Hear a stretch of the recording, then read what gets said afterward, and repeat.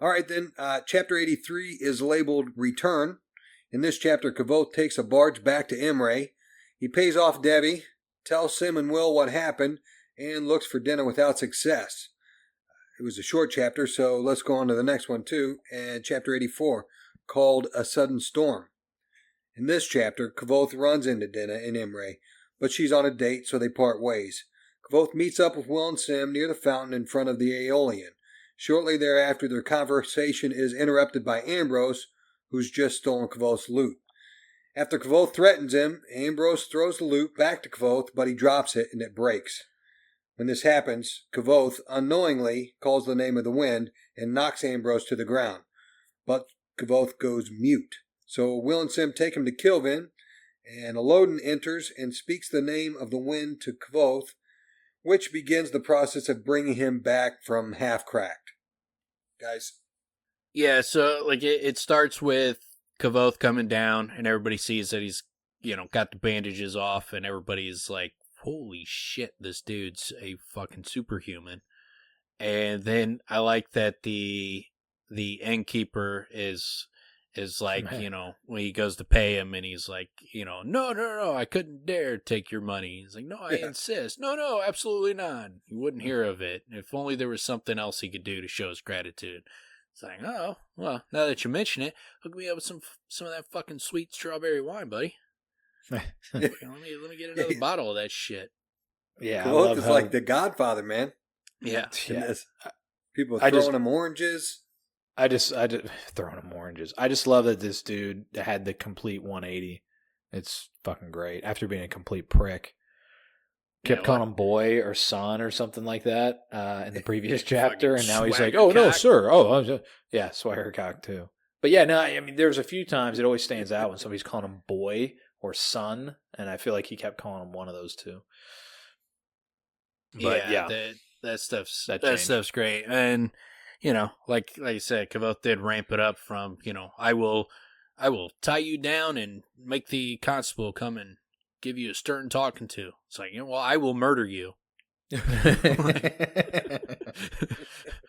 So he ramps up on the guy quite a bit. Okay. But yeah, then he goes out and he goes to the dock, and he finds out that Dinah was able to get on a boat and get out of town on her own. So shows you how resourceful she is. She has no money. She has nothing. She has nothing to bargain with. She's got a hangover too. Yeah. Yeah, and she's fucking coming down off of that shit, been sleeping outside. So it's not like she's looking probably fucking prim and proper. She's probably looking a little ragged. And still, she's able to fucking hustle some rich dude into fucking paying her way to get the fuck out of Dodge and get on a boat and fucking get herself in a much better position. Shows that she's very, very capable of taking care of herself. Like as much as Kvothe was worried about her, she's just like, all right, fucking let's get the fuck out of here, and she fucking did it with no. It is pretty, seemingly no problem. It is also pretty interesting because, when Kvothe asked the question of himself, why hadn't she come to Trabon? Did she think I had abandoned her? Did she really, did she remember anything they talked about? But yeah, I mean, I think it would be reasonable for her to assume that Kvothe might be that town obviously wasn't too kind to her anyway. So probably going back is not a great idea in retrospect. Well, and And Kvothe said it, and she says it all the time. She don't wait around for him. Yeah. She doesn't wait around where she's not wanted. Yeah. She'll bail whenever she feels like she's not wanted. And she could have easily came back to the town and saw it fucking roasted to shit. And after they had already thought she was responsible, she might have had something to do with the Motham Farm. She's not going to be like coming in fucking after their city gets destroyed and being like, hey, I'm back. Like, hey guys, you guys remember me? I'm the one that was at that murder farm. Yeah. Where's Anus face? Yeah. Where's that anus mouth bitch? But yeah, then he goes back into town. comes up with a deal with Devi, gives her the Elodin stone and a silver talent, and wipes out his debt. And then, he's largely broke again, but, now he's down to just that 4 talent debt instead of, owing her for the horse. So for as Pretty much good. as the risk that he took for, getting that horse and taking it to town, he was able to kind of come out of this situation rather unscathed, financially speaking. Yeah, that Elodin stone kind of came in handy, didn't it? Yeah. I mean, in a massive way. Yeah, that was huge. And what was that? Not That was sure the Tinker, why, but right? that traded him for. Yeah, he traded the horse for it. Yeah, the horse. Yeah, with the Tinker. Yeah, Yeah. And I mean, and that I know he didn't take the wine, he didn't take the rope, but the Elodin stone. That's why he got the Dracus. That's why now he's pretty much even with Debbie. It worked out pretty masterfully. You say that's why he got the. What's that? Say that's why he got the Dracus. You mean because he used simply to bind it to the iron wheel and brought it down that way?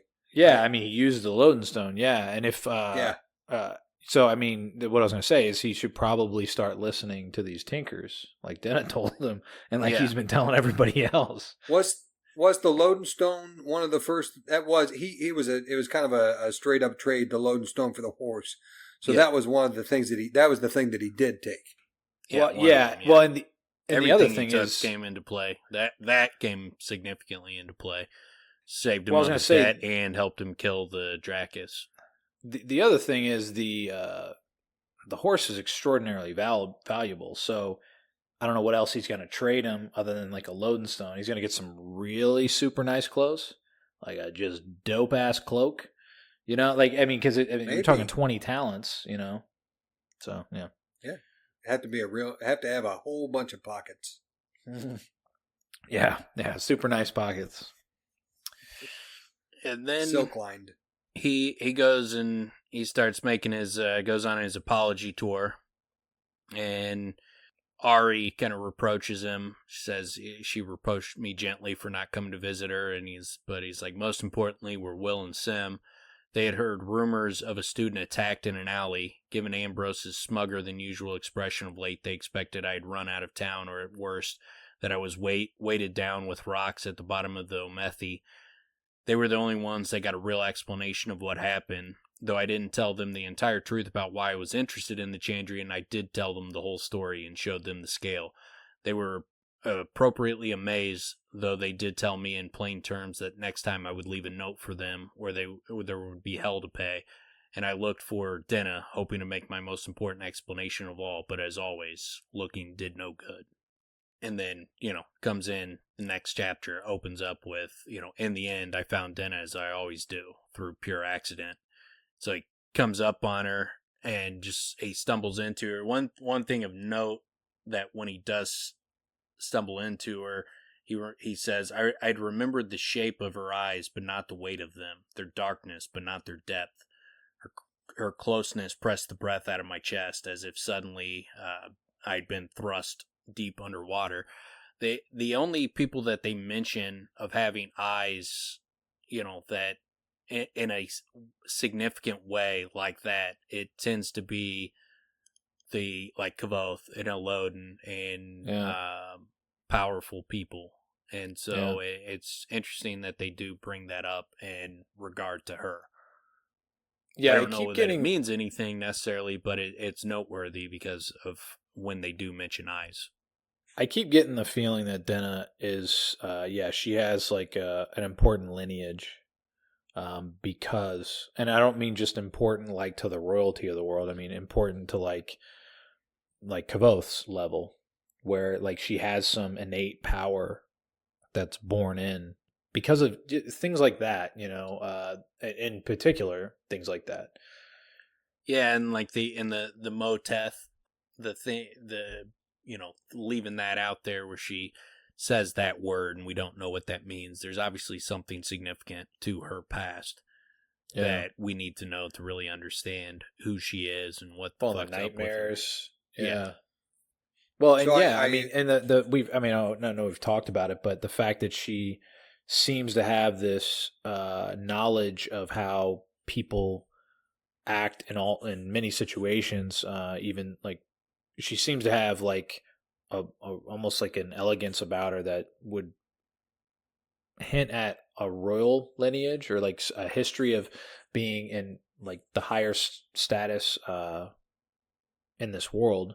Yeah. At least like her family was or something. So yeah, something crazy tragic had to have happened, or she bailed. But yeah, I mean, obviously she wouldn't do that unless it was a pretty tragic event in itself. So yeah, there's some real skeletons back there. So I'll say that this brief description, it does kind of allude to her being more than human, or at least special. It kind of says, that she, the depth of her eyes, that there's something magical about it, but also at the same time, you can take it as Kvothe just being madly in love with this girl, and a 16-year-old kid describing how he feels about somebody. And I know that feeling of a girl that you're, when you're young and you're into her and she does something playful, like just touches your chest with her hand, and it's like, oh, it gives you that feeling that take your breath away is one way of describing it. So always that happens in reverse for me. Like the girl touches me and she gets weak in the knees. Jesus. She faints. Yeah. I will say that whole description that whole description though does, it's very much he is ridiculously into her, but then she is with him. I mean, her reaction too. He gets lost in her eyes too, in another part when he tells her like love me, when he means to say it playfully or something, but then he like looks in her eyes and then he says it, and he says it too seriously and puts too much weight into it because he looked into her eyes and got kind of fucking caught up in them. So there's a couple mentions of her eyes tripping him up, and it happens a lot with Elodin. I mean, it's going to happen here, coming up. So you might be deeply in love with Elodin and not know it too. It is interesting how quickly they go right back into the way things were. Yeah. You know what I mean? Where it's like, and I know there's another guy there. And actually I love that when she introduces him, Kvothe's like, shit, I didn't even know there was a dude there. Like, I kind of wish he would have said that. Oh, I didn't even see you. Yeah. Like how that would have played for this guy. I like the nonverbals that they actually, him and Dina actually communicate that it's not Master Ash without saying a word. They know exactly one to the other what the other one is saying or asking. Yeah. And that's what I was saying. I mean, they go right back into the way they used to be, where it's like they're talking about a story, but that story isn't really what they're really talking about. And it's all that playfulness back and forth that we've seen with them a million times. It's just they go right back into it the next time they see each other. Yeah, and we learn Lintarin. He's tall and lean, well-muscled, well-dressed, and well-bred. He had a jawline like a mason would have. He had a jawline a mason would have been proud, and straight white teeth. He looked like Prince Gallant out of a storybook. He reeked of money. So, she asked if Kvothe was going to be her Prince Gallant, and fucking Lintarin fucking stepped up and filled the role for him. And then, yeah, I mean, it just shows you like how adept Dina is at moving through the world, that she can go from just being dead broke with nothing to now she's like fucking hooked up, shacking up with some rich fucking noble who's like taking her horseback riding and all this kind of shit. She can just like, she's not going to be in Kvothe's situation where he was on the streets in Tarbean and there for living in the gutters for 3 years. This girl can be fucking penniless and be fucking, on a rich noble's arm the next day. So she is very adept at moving through the world. Yeah, she definitely has her game together, that's for sure. Yeah, and then, so, he agrees to meet Dina later on, tells her, lets her know that he killed the dragon, but lost the treasure and the girl, and they agree to meet each other later on, and then it moves into the town. So you got the boys are back in town. They're hanging tough. And Kvothe lays his loot case on the ground, to let it get some sun, because as his Luke Case likes a nice tan, like Elodin likes his feet fucking all bronzed up.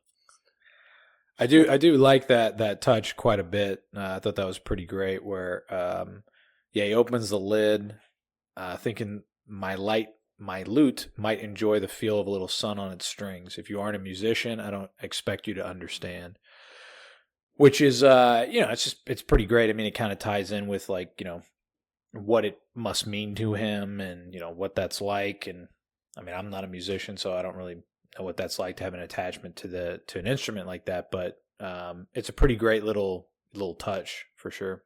These two chapters back to back, the situations with his friends, made me get a feeling more of what you guys talk about more, and just the meaningfulness of their friendship. Because last chapter, the worry that Will and Sim had, and even though Kvothe was like, well, look, guys, I was killing this dragon for a whole town. I saved this whole town, and all this different stuff, and they're like, okay, that's cool, but just we were worried. Next time, leave a note. Then the next chapter going in, and he's sitting there, and the guys. And it could be because the story comes from Kvothe, but it seems like the guys are always like trying to help Kvothe out with his problems. Right now, they're really trying to tell Kvothe or make him realize that Denna does like him, and boost his confidence in that way a little bit. They may have been talking for a long time prior to Ambrose coming up, but it seemed like that's what the crux of their conversation was. And Will, again, like I've said before, he steps in for the audience, and he either brings up or asks Kvothe questions that we would have, like, why, if Denna knew her patron was safe, then why the fuck was she going looking for him, and that kind of shit. And so, and Sim gives the explanation that I think is probably the accurate one, because I can't think of any other reason why Denna would be doing that, other than she could be spying on Kvothe, but she wasn't just like, where are you going? Let me tag along. She's like, I need to go back to the Mothan farm. And Kvothe's like, well, coincidentally, I need to go there too. So she wasn't necessarily just like following Kvothe. She led. She was saying, this is where I'm going. Kvothe's like, well, I'm going to go there too. So it's hard to say that she was just spying on Kvothe, given that's how that interaction went down. But those are really like the only two possibilities, is that she wanted to spend time with Kvothe, or she's spying on him. And I don't think she was spying on him. I don't get that sense from their interactions and those whole scenes. Especially when she's all drugged up and she starts opening it up to him. That you brought it up that Kvothe was kind of following her. Because she went to the Mothan. She said, I'm going back to the Mothan farm. Kvothe went with her, and then she said, now I'm going to go look for my patron, and Kvothe followed her. And really, they were together until Kvothe left, and then, at that point, she skipped. She didn't wait around for him. Yeah. So you get the sense that she wanted to, it would make sense if she wanted to spend time with Kvothe, and so she's like, here, come with me here, come with me there, and that kind of thing. That makes more sense than she was spying. So I do think Sim is correct that, look, this girl comes looking for you everywhere you go. She's constantly like, has you following her around to different things. Walk with me, come do this with me. So it seems very more along that vein than she was spying on him. Yeah, it's really funny though, man, because this would be something that he desperately wants, but he will not allow himself to be convinced. Yeah, and he even talks about it, where he says, I thought of tall. He gets excited, like, oh, maybe they're right, maybe, and then he remembers that Denna was delirious, right, when she opened up to him and everything, and then he remembers tall, handsome, wealthy Lantaran and all the other countless men who had something worthwhile to offer her, something more than a good singing voice and manly bravado. So more than swagger cock, basically. Yeah. Fucking filthy little swagger cock. I thought that was really funny that he described himself like that. There was something that I picked up this time around that's how she described him, though. Yeah, she kept talking about his manly bravado. Yeah. So do more of that. Do more of that. Yeah. I like your manly bravado. There was something that I noticed this time that I don't think I noticed first time through, and I noticed it because I know what's about to happen. But when he sits down with them and they're watching the fountain, Kvothe notices a few red maple leaves dance circles on the cobblestones. I watched them as they skipped and twirled, tracing strange, complicated patterns in the empty air. So he's seeing the wind here. Correct. Right? And there's another hint again before he actually names it. So it's interesting that his subconscious, right, it's his sleeping mind, is seeing the wind. He's not even really like paying attention to it. I mean, he sort of is, right, because he's watching the pattern, and we know he's watched it in the past. He was in a completely different state then, but it's slowly creeping into his waking mind, or at least his sense. Yeah, it's very similar to when he was all bloody up in he was in the Hall of Winds or Wind Hall or whatever it was called. That he ends up paying. It was but Elodin tells him the real name. It was like the House of the Wind, and so it was very similar to that kind of experience as he's watching it, because he's even just kind of half listening, because like Sim looked at me for a moment, then shrugged it off. If that's the case, he said, gesturing with his piece of chicken, fella talks about you all the time, thinks you're a hell of a guy, plus the whole saving her life thing. I'm pretty sure you have a chance there. I shrugged, watching the patterns the wind made in the fountain spray. So he was getting lost in the wind. He was starting to see the name of the wind, and then Ambrose fucking stepped up to him at the wrong fucking time when he had the fucking wind at the tip of his tongue. Fucking takes his loot and starts fucking with him. But I like that he's like, I got to my feet, keeping my eyes on him, on my loot. I had come to think of Ambrose as taller than me, but when I stood, I saw we were at eye level with each other. Ambrose seemed a bit surprised as well. Give it to me, I said, and stretched out my hand. I was surprised to see that it wasn't shaking. I was shaking inside, half fear, half fury. Two parts of me tried to speak at the same time. The first part cried, please don't do anything to it. Not again, don't break it. Please give it back. Don't hold it by the neck like that. The other half of me was chanting, I hate you, I hate you, I hate you, I hate you, like spitting out mouthfuls of blood. I took a step forward. Give it to me. My voice sounded odd to my own ears, emotionless and flat as my outstretched palm. I had stopped shaking inside. He paused for a moment, caught unaware by something in my tone. I could sense his unease. I wasn't acting the way he had expected. Behind me, I could hear Willem and Sim hold their breath. Behind Ambrose, his friends paused, suddenly unsure. Yeah, so something happens. Something clearly happens there. It seems like the air is charged. You know what I'm saying? Yeah, you could see like his sleeping mind is taking over. Like like his voice sounds weird to him, and he's kind of having an outer body experience. Yeah.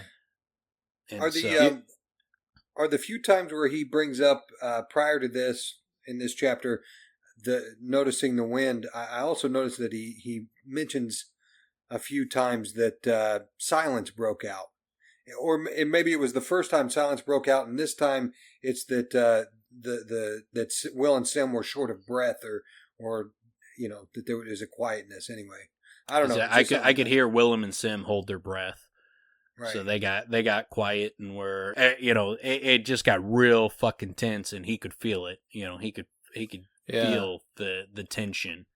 Well, he could feel Ambrose. Ambrose was caught unaware. Also, his friends paused, suddenly unsure. It seemed like, everybody felt something. Everyone in the vicinity there felt something. And then, shit goes down. And, man, this is written so great because it ratchets up so quickly, and you fucking hate Ambrose. And throughout this. The one thing you got to give Ambrose credit for is, like, his diss track is one of the hottest diss tracks I've ever listened to. Yeah, right. Dude, that shit, hey. I mean, that's, if I forget, like, Ice Cube going against NWA, like, I don't know, I would name a diss track, Nas against Jay-Z or Jay-Z against Nas. No, Ambrose Fucking slammed Kvothe so fucking hard. There once was a rabble named Kvothe, whose tongue was quick at quipping. The masters thought him clever and rewarded him with whipping.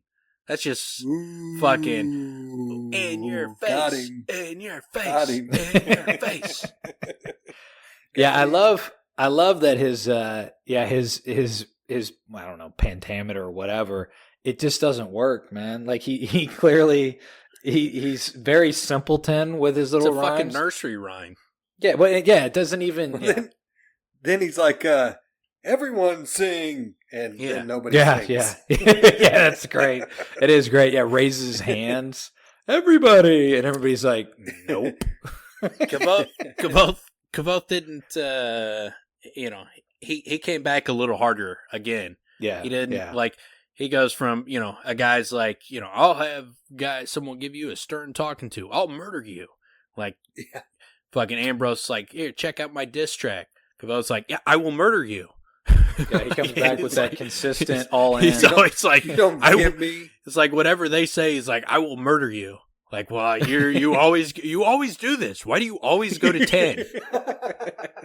You always got to take it to level 10, Kvothe. That's pretty good. Yeah. Did you get the sense? He falls asleep drunk and writes on his friend, or his friends write on him. He stabs him in the throat. He's like, God, dude, we're just fucking around, man. You just killed him. It's just a wiener on your forehead. Did you?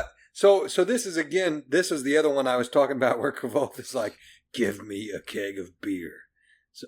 Anyway, but did you get the sense that... using this reference that didn't land the first time? But okay, go with it. It doesn't land with you two because you guys... But the audience gets it. And when you guys see the clip, you're going to be like, that's definitely it. Anyway. You know what I'm thinking? I'm thinking, actually, your reference is really good for the Swagger Cock run. Dan, you remember the end of Teen Wolf? Or Fitz, do you know about the end of Teen Wolf? When the guy fucking... pulls his junk out. Yeah, that's a fucking amazing extra. Moment. It's so classic. One of the extra. He hangs wing. Well, it's so perfect because they couldn't cut it because it's too important of a scene. It's that whole climax of the basketball game where he wins as Michael J. Fox, as it's written in the book, instead of Teen Wolf. I've heard people try to debunk it, and I won't even read the articles because I'm like, no, you're not ruining this for me. What I think it happened is by far the best fucking story ever, so that's what happened. Fuck your stupid debunking. To quote Creed for the second time in this episode, guy was just hanging some brain. What's the It's it immediately makes me respect that dude for pulling that. It's just it's so classic. That's a classic. If you don't know what we're talking about, there's like at the end of Teen Wolf, there's a scene where like the guy hits the winning shot and it's they all climax. Go, and everybody rushes off the stands and rushes the court, and there's just one guy that it looks like he's like got his fucking dick pulled out, and then he just like has it pulled out and then like puts it back in his pants real quick. It's just up in the stands, one of the extras. And it's one of the extras in the bleachers. As the credits start to roll. I don't think you can even like see his face if I remember right. It's just literally he pulls out his junk is out and he puts it away. Yeah, that's what it looks like. I've heard so classic. There's supposedly a debunking of it, but I prefer the dick out story because that's way better. I sure as hell did when I was watching that as a kid. I thought that was the most classic thing ever. Yeah. But hey, did you guys? So sorry to bring it back, but to reel you guys back in. Oh, but Jesus. But did you get the sense when this happens that maybe Kvothe not only when he gets pissed off like this that his eyes turn bright and his hair turns bright, but maybe also he grows a couple inches? Yeah, it's interesting. I don't know. Like I think that's just he's going through puberty. He's becoming a man. It's his interesting voice that changes. They didn't bring up. There's no bringing up of his eyes here, but yeah, I kind of thought about that to a degree. Like when, again, so I said that earlier. It's like he's built for confrontation. Like when he says he was surprised his hands weren't shaking. He's in a confrontational moment, and his body like takes over. because like he expected his hands to be shaking, but they weren't. And the fact that like he's standing taller, it's almost like, again, like he's built for moments like this is what it kind of read. That's how it read to me. Yeah. And I don't know. I mean, I don't think he necessarily grew, but it seems like he has this, again, I think it's in his bloodline, in his lineage. He rises to the occasion. He's very clutch. He seems like he becomes a pretty stout dude, like, because when he's in the bar in the frame, like, and Bast goes to attack Chronicler, he just snatches Bast up with, one arm. He just fucking one arms him and pulls him up short and fucking bruises the shit out of his arm. So, and he talks about his, like, the muscles in his arm fucking rippling and shit like that. And so, seems like he's a pretty sturdy dude by the time he's fully grown. Yeah, and there could be something to that, Tim, that he's on a growth spurt, hit puberty. But yeah, then so Ambrose throws it back to him, and it fucking falls weird, and Kvothe can't grab it. So he says, my loot hit the cobblestones bowl first and made a splintering noise. The sound reminded me of the terrible noise my father's loot had made, crushed beneath my body in a soot-streaked alley in Tarbean. So immediately, he's got the wind at the tip of his tongue, and he's kind of got this like a little animal instinct going, but then he gets that fucking reminder of his dad's loot being destroyed in Tarbean, and really brings a touch of that animal side. And he's like, I bent to pick it up, and it made a noise like a wounded animal. Yeah, one of the worst moments of his life. Yeah. I mean, it's such a great callback, because that was horrible. That was a horrific moment. Yeah, and then it's Ambrose half turned to look back at me, and I saw flickers of amusement play across his face. I opened my mouth to howl, to cry, to curse him, but something other tore from my throat, a word I did not know and could not remember. Then all I could hear was the sound of the wind. It roared into the courtyard like a sudden storm. A nearby carriage slid across the cobblestones, its horse rearing up in panic. Sheet music was torn from someone's hand, streaked around us like some strange lightning.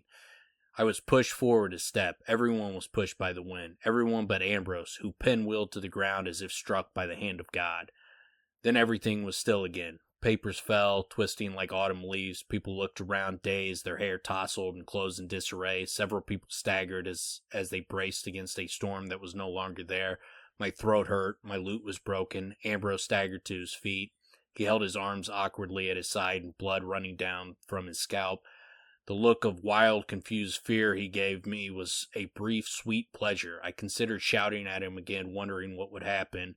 Would the wind come again? Would the ground swallow him up? I heard a horse whinnying in panic. People began to pour out of the Elodin and the other buildings around the courtyard. Musicians looked around wildly, and everyone was talking at once. Was that? Notes all over. Help me before they did it? Him over there with the red? A demon? A demon of wind? And I looked around in mute confusion until Willem and Sim hurried me away. It's amazing imagery there. That whole scene played out as a movie in my head just now again. That was awesome.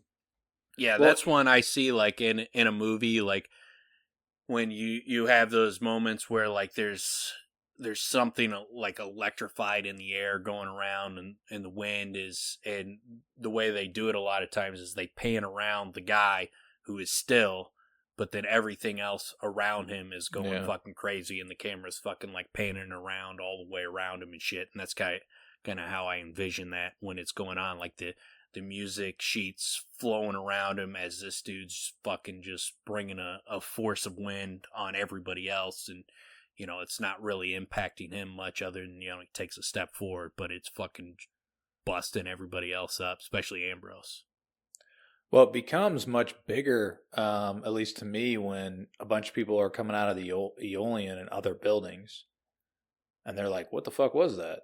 You know, so like that, I mean, he has a lot bigger impact. I forget about that because I know it was impactful for everyone in the courtyard there, but the fact that people came out of the buildings, it must have been just massive. Like a tornado fucking just a tornado appeared and disappeared in moments. You get that, if you've ever been near a tornado, it sounds like a fucking freight train is rolling it's wild. through your neighborhood. It is. There's nothing. I don't care what, as far as Mother Nature. I've seen hurricanes, fucking real bad storms, earthquakes. A tornado in your neighborhood is something else. That shit is like, what the fuck is that? It sounds like a fucking train is rolling through. So that's kind of how I picture it. It's also one of the wildest things in terms of what happens to the air, like before it comes. Yeah, like the air feels like it's a charged atmosphere. I mean, I've seen the sky go green before. Where you're like, what in the fuck is happening right now? Like what is this? And then that you definitely get a warning. That's for sure. They don't just appear out of nowhere. There is a warning, and you have to be real, dense to ignore it. But yeah, it's I get that feeling here too. Like when we were talking about or what is talked about before he calls the wind, and when Ambrose's friends stop, Willem and Sim kind of hold their breath. I get a feeling like that. That's what I pictured, was that moment before the tornado hits.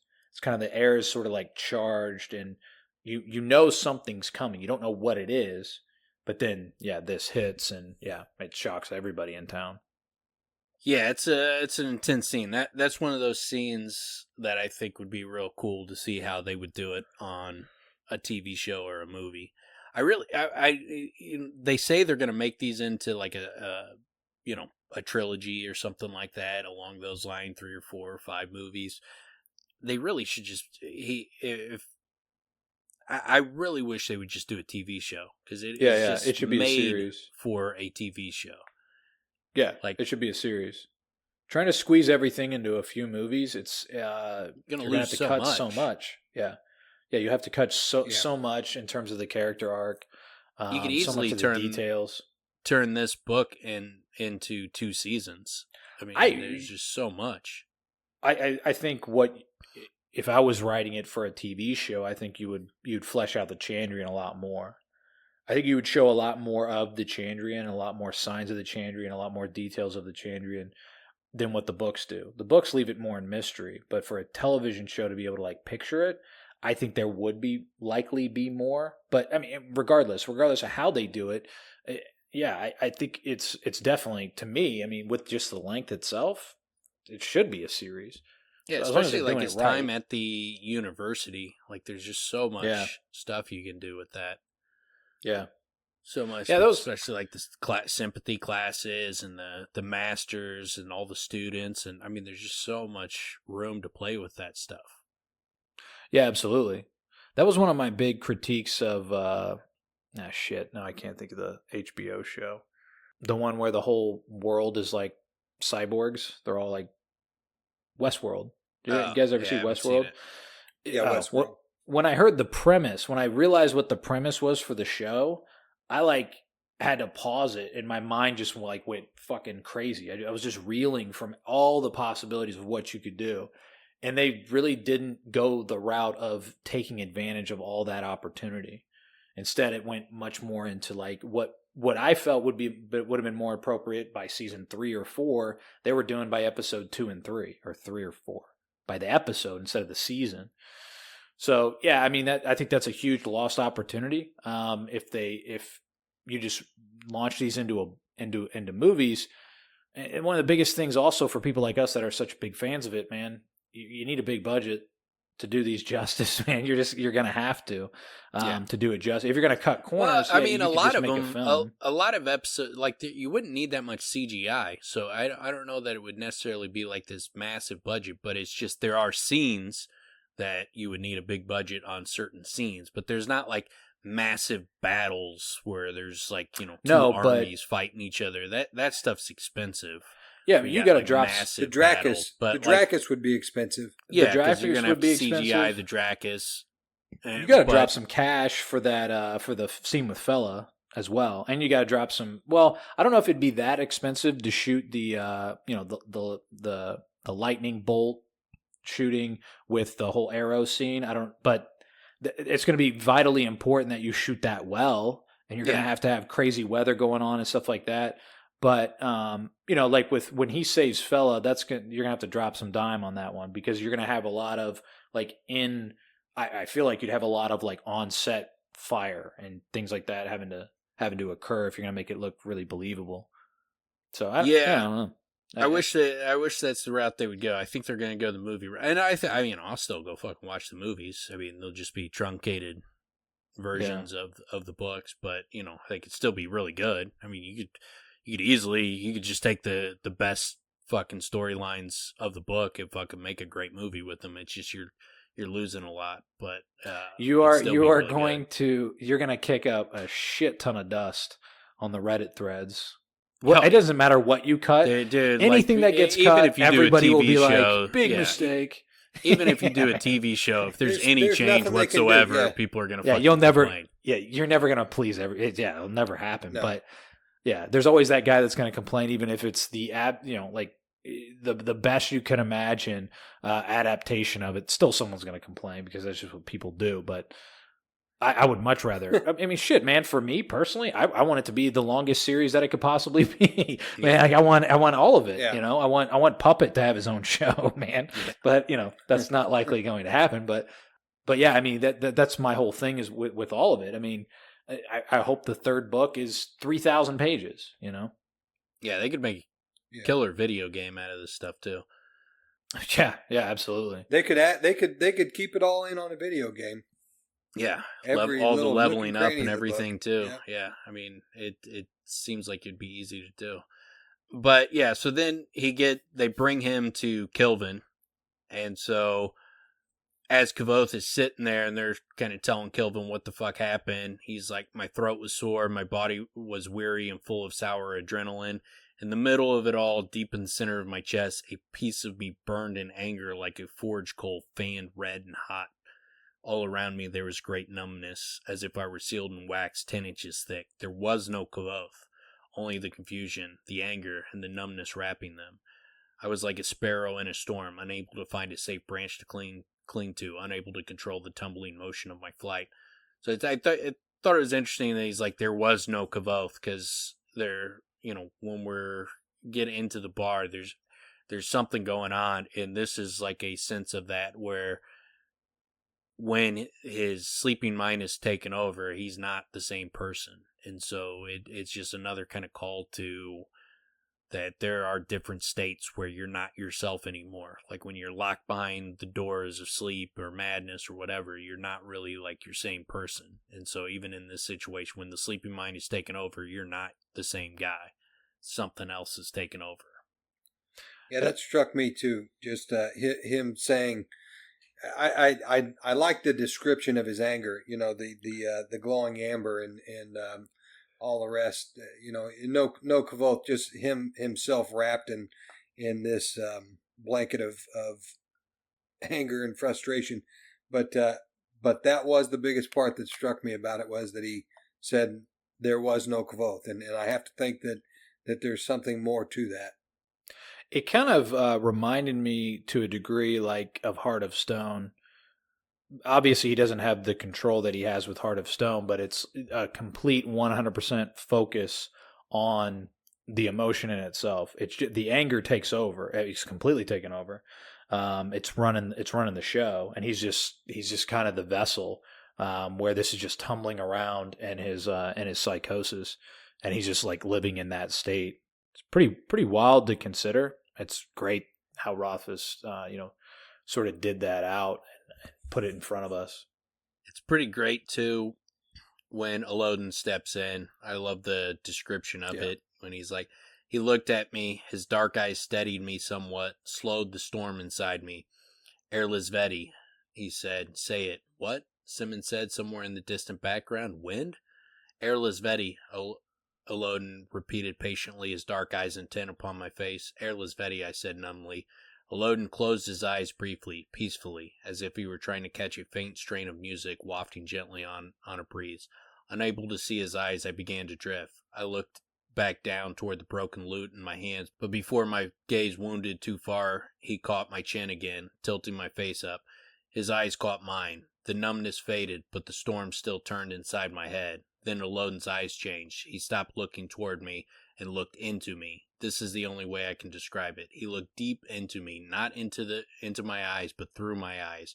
His gaze went into me and set solidly in my chest, as if he had both hands inside me, feeling the shape of my lungs, the movement of my heart, the heat of my anger, the pattern of the storm that thundered inside me. He leaned forward and his lips brushed my ear. I felt his breath. He spoke, and a storm stilled. I found a place to land.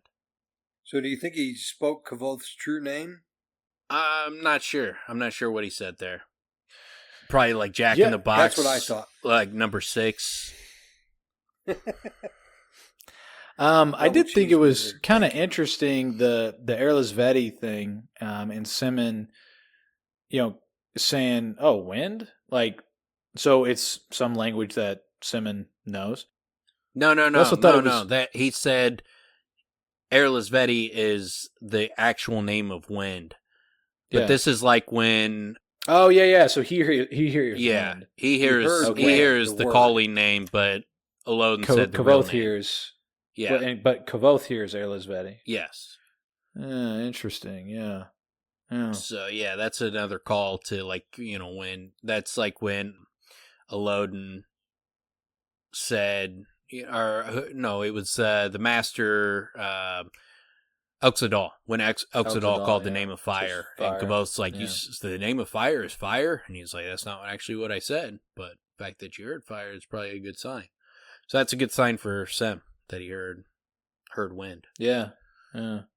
But, yeah, so he fucking settles him down. Then I also like the description when he's like, when you're spinning around as a little kid, it's like then you stop and the world lurches into regular shape. The dizziness strikes you like a thunderclap. Everything lurches, moves. The world tilts around you.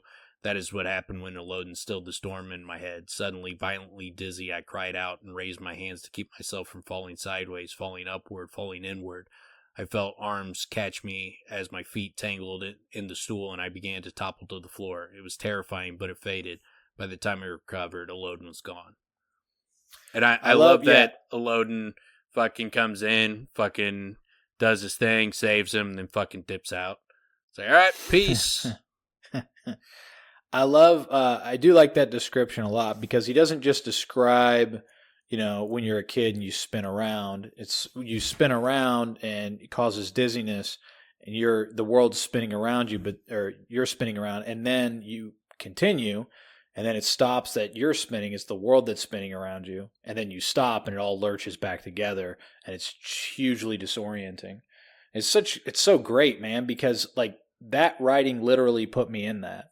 Yeah. And it made me picture that. And I can't tell you the last time I did something like that.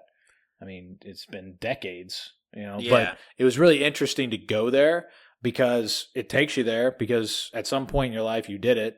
And then you think about it and you're there with him, but you're also with the imagery of, stilling the storm in his head, suddenly violently dizzy, his arms flailing out and all that type of stuff. It's it's almost like kind of sickening to picture. It's extraordinarily effective and it's very intense. Relaying this to it being the name of the book, and also just the amount of weight that Kvothe places on this instance, from start to finish, the moment that he says, the name of the wind and the effect that it has on Ambrose and the people around him, and also the effect that it has on Kvothe. From the moment that it happens, I mean, right when it happens, all we know is, he's pissed off. It's a great description of how mad he is. But then, like that, we get silence where Kvothe is not there anymore, and he's mute and he's somewhat blank to the world. And then as Elodin brings him back into reality or takes him out of that state, the disarray that it sends Kvothe into to be pulled out of that state abruptly, it makes me wonder, just what's happened. Not just, yes, Kvothe is called the wind, controlled the wind, but there's something way bigger that's going on. It's somehow his shook not only Kvothe out of his own body reality, but also the world around him, and everybody else too. The people who've seen it happen, and only someone who's a wizard brings him can steady things, and that does. And then Kvothe goes and sleeps for 18 hours straight. Well, it seems like the type of thing that if Elodin doesn't show up, he ends up in the rookery. Yeah. Well, absolutely. And I like the description Willem gives. It's great. I mean, it's great for us to be able to picture. He looks at you, but nothing is there. His eyes are like a dog's eyes. I mean, they actually remind me of the way they describe Sid Barrett. His eyes are like clouds in the sky, or however that is. But yeah, I mean, just that sense. It's like that's a dude in a catatonic state that ends up in an insane asylum, and he's just staring at a wall. And it's interesting too, because like none of the other masters, like when Kvothe brings up the sleeping mind to Elxadal, when Elxadal calls the name of fire for him, Kvothe brings up the name of the wind. I mean, the sleeping mind to Elxadal, and Elxadal's like, "What?" And he has to explain to him, and he's like, "Oh, yeah, whatever." And it shows you like Elodin's the only one that really has a grasp of what is going on, to the point where he has a way to kind of differentiate the two different mindsets. Yeah. Like your instinctual side versus your waking mind side, when you're, your rational thought, your thought process normal, but the animal instinct side of you is a totally different thing. And it's obviously way more powerful in their world than, our world. My animal instinct's pretty powerful, but I mean, it's very powerful in their world. That's really interesting that how there's a differentiation there. I hadn't thought about that. So Elxadal's capable of still getting to places near to. Now we know he's nowhere close to Elodin because he doesn't know nearly as many names of things, but he's able to get there, even not getting there the way that Elodin does. Correct. Elodin's teaching Kvothe the old school, it seems like, or at least his version of it. And I mean, that's kind of how the world works for any of us, right? We're all doing the best we can. We can read Plato and Aristotle and all these different people and try to form, a way to understand the world and psychology and culture and all those things. But we're all still doing it on our own. It's how it can be communicated in our own minds that we can wrap our minds around of what this is. Yeah, and it's similar to like, I mean, you can learn a subject and you can understand it yourself. And so you can think through the process, you can understand what you're reading, but then if you tried to have to teach it to someone, you have to know it on a different level to be able to teach a subject. Even if you understand it when you're reading it, all of it makes sense, it's all clicking, but then when someone asks you to explain it, then you can see that gap of where the limit to your knowledge really is. It's like being able to teach something is much different than understanding something. And so that's kind of their knowledge, their ability to speak names is very surface level. They can speak them, they know what they're doing as far as that goes, but explaining it to someone, they can't even begin to explain it.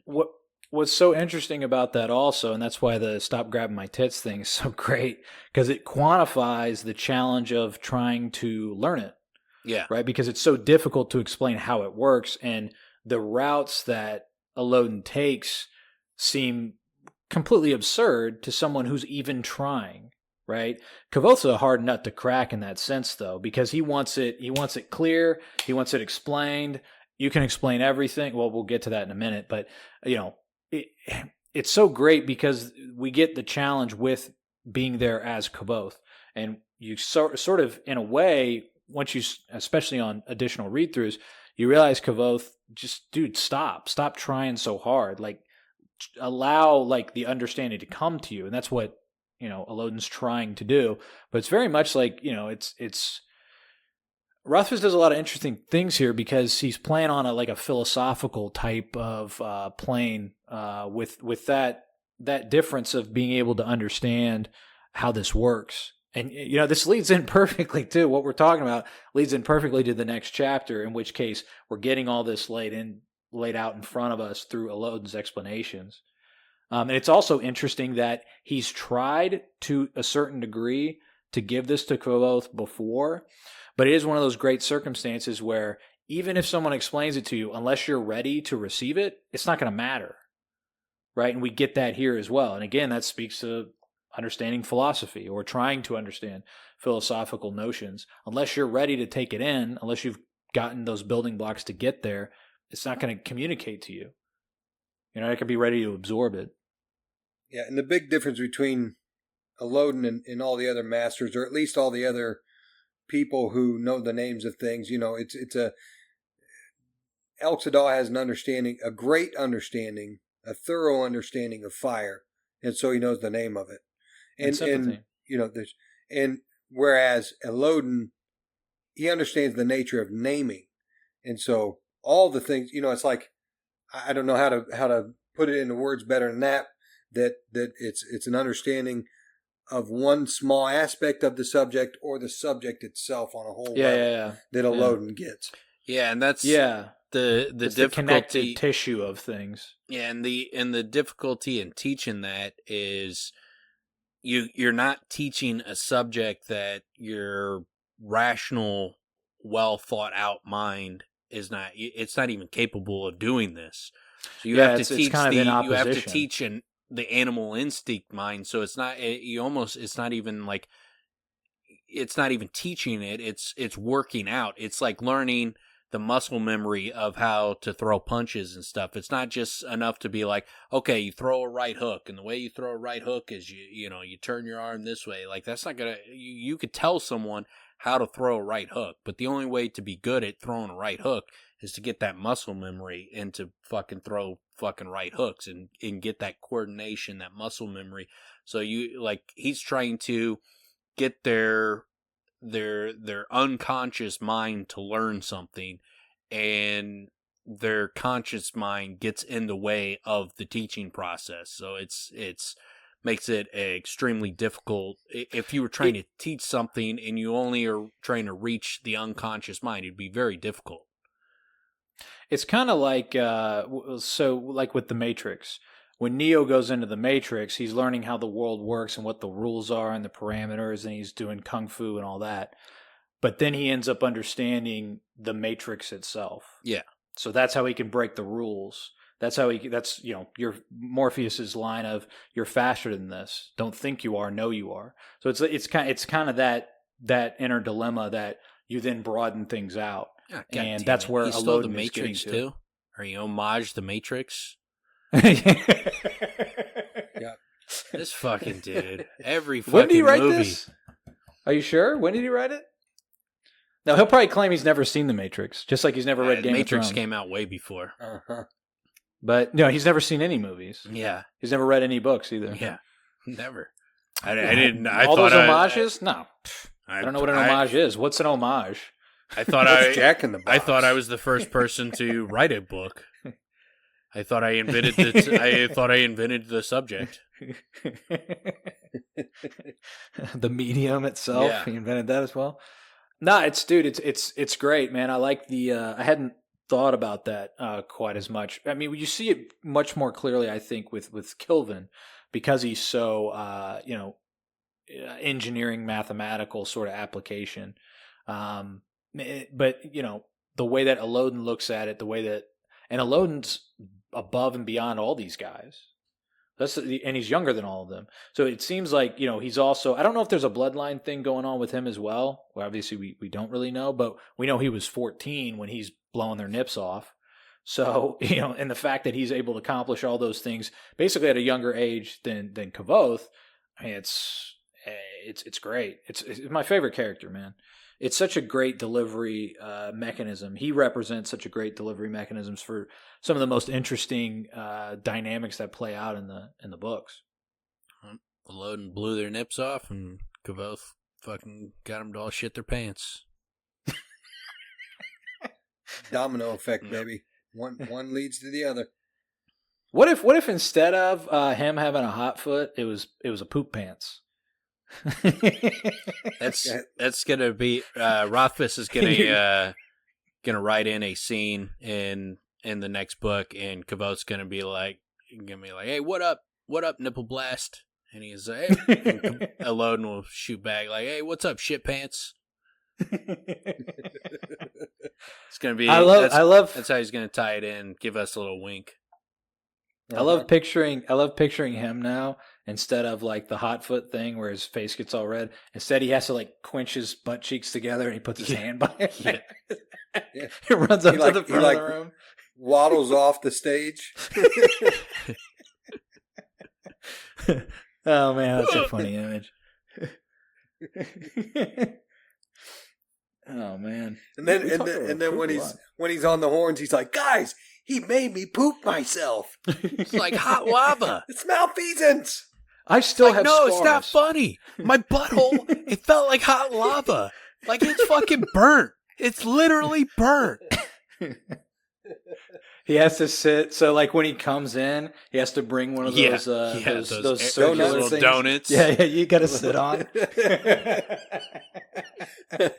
Actually, Brandur has to like carry it and blow it up for him. Yeah.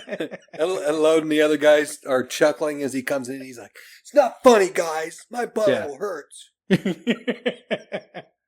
Yeah, whatever. Lava that's so ass. good. I need this. That just becomes somebody getting hemmed up. Just means they got pooped. They pooped their pants. Oh, you got hemmed again? Haha. What up, lava shit? I'll be back, guys. I'm all hemmed up.